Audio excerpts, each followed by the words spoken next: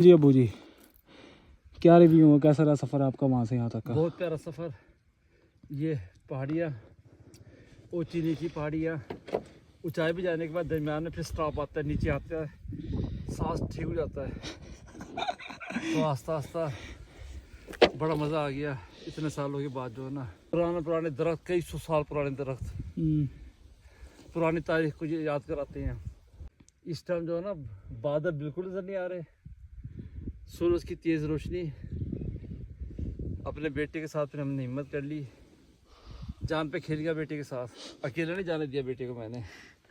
तो बड़ा एंजॉय कर रहा हूँ, ज़िंदगी के सफ़र को एंजॉय कर रहा हूँ।